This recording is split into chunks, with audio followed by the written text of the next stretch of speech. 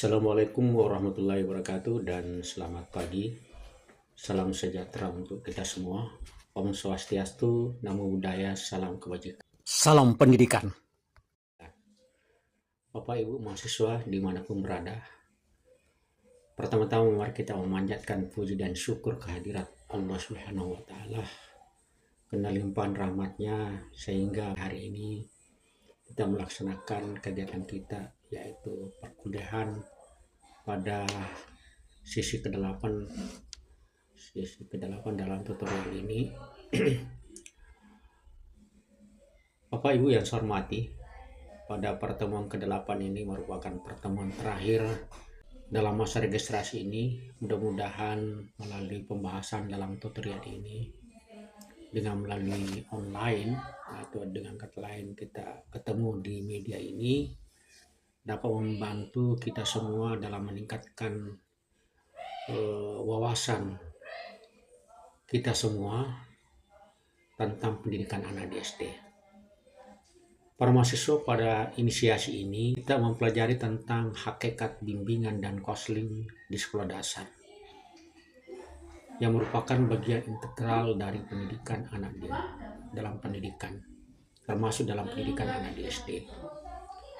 Untuk meningkatkan wawasan dan pemahaman yang lebih baik tentang kegiatan pendidikan, maka kita pelajari terlebih dahulu latar belakang perlunya bimbingan dan konseling di SD. Bimbingan dan konseling sudah cukup lama dipahami sebagai bagian dari integral dari pendidikan modern. Walaupun sebagai suatu konsep, bimbingan dan konseling baru dikenal pada tahun 60-an. Namun, sebagai suatu fungsi atau kegiatan pendidikan, bimbingan sudah dilaksanakan dalam praktek pendidikan sehari-hari sejak munculnya gerakan pendidikan nasional yang dipelopori Ki Hajar Dewantara, yang merupakan Menteri Pendidikan pertama kita bangsa Indonesia. Dalam buku Rahman Natawijaya mengemukakan 5 faktor yang melatar belakangi perlunya pelaksanaan bimbingan dan konseling pada proses pendidikan di sekolah. Adapun kelima faktor tersebut adalah sebagai berikut. Bapak Ibu mahasiswa yang saya hormati dimanapun berada, yang pertama adalah kesadaran akan perbedaan individual di antara setiap manusia. Faktor ini sangat esensial tidak saja dalam bimbingan tetapi dalam pendidikan pada umumnya. Praktik pendidikan hingga kini cenderung sama. Keunikan atau kekhasan, kelebihan dan kelemahan individual belum begitu diperhatikan. Semua siswa diperlakukan dengan cara atau pendekatan serta pelayanan yang sama, seolah-olah tidak diakui adanya keunikan positif yang dimiliki oleh setiap siswa. Bapak Ibu mahasiswa yang saya hormati, kita ketahui bahwa pada pertemuan yang lalu bahwa latar belakang substansi dari para mata kuliah ini tidak lain adalah karena beragamnya latar belakang karakteristik daripada siswa kita yang perlu sangat diketahui oleh kita sebagai seorang guru. Bapak Ibu yang saya hormati, yang kedua, kesadaran akan perlunya sistem pelayanan pendidikan lainnya yang berpusat pada anak. Faktor kedua ini merupakan dampak lanjutan dari kesadaran akan perbedaan individual. Faktor ini mengimplikasikan perlunya penataan kembali strategi dan prosedur pengajaran di kelas yang berpusat pada siswa, baik dalam segi materi maupun metode penyampaiannya. Bapak Ibu mahasiswa yang saya hormati dimanapun berada, yang ketiga yang merupakan faktor latar belakang perlunya pendidikan dan konseling di sekolah. Bapak Ibu mahasiswa yang saya hormati dimanapun berada, yang ketiga yang merupakan faktor latar belakang perlunya pendidikan dan konseling di sekolah, yaitu kesadaran akan perlunya penerapan konsep demokrasi dalam pendidikan secara tepat.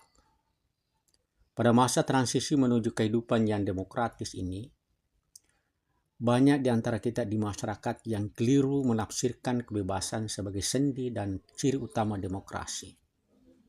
Mereka cenderung kebablasan tanpa menghiraukan hukum dan hak orang lain. Oleh karena itu, melalui demokratisasi, pendidikan yang demokratis, dan pendidikan demokrasi bagi para siswa di sekolah, diharapkan generasi berikutnya dapat mencapai kehidupan demokrasi yang baik. Keempat, kesadaran akan permasalahan yang dihadapi oleh individu dalam kehidupan masyarakat yang senantiasa berubah dan berkembang. Sebagai masyarakat, bangsa Indonesia senantiasa dihadapkan pada persoalan dan permasalahan yang serba kritis dan dilematis. Sebagai hal berubah dan berkembang begitu cepat sehingga masyarakat mengalami apa yang disebut dengan kejutan budaya. Individu menjadi asing dan bingung dengan lingkungan sosio-budaya di sekitarnya. Yang kelima, Bapak Ibu yang saya hormati, kesadaran akan persoalan yang dihadapi oleh individu dalam kehidupan modern melalui kemajuan ilmu pengetahuan dan teknologi yang dicapai dalam kehidupan modern sekarang ini. Tidak hanya memberikan kemudahan-kemudahan tertentu kepada umat manusia, tetapi juga sekaligus menimbulkan permasalahan yang semakin rumit dan dilematis. Pemecahan permasalahan yang dihadapi oleh manusia dalam kehidupan modern ini tidak bisa mengandalkan satu keahlian tertentu, melainkan harus melibatkan sejumlah keahlian tertentu. Benturan perbedaan pandangan, keyakinan, dan budaya akan terbuka. Implikasinya, para guru hendaknya mampu membantu siswa secara sistematis dan berkelanjutan agar para siswa mampu menyesuaikan diri dengan realitas kehidupan yang dihadapi. Bimbingan merupakan bagian integral dari upaya pendidikan. Oleh sebab itu, bimbingan juga merupakan bagian dari tugas guru sebagai pendidik yang tidak dapat dipisah-pisahkan dengan tugas mengajar dan tugas administrasi. Bapak Ibu yang saya hormati dimanapun berada, dalam modul ini, dalam buku materi pokok kita yang sudah kita pegang, bimbingan diartikan sebagai suatu proses membantu individu, siswa untuk dapat memahami diri, mengenal lingkungan, dan merencanakan masa depannya. Sehingga diharapkan dapat mencapai perkembangan yang optimal sebagai pribadi dan sebagai anggota masyarakat yang demokratis. Secara umum, bimbingan memiliki tujuan untuk membantu perkembangan siswa secara optimal.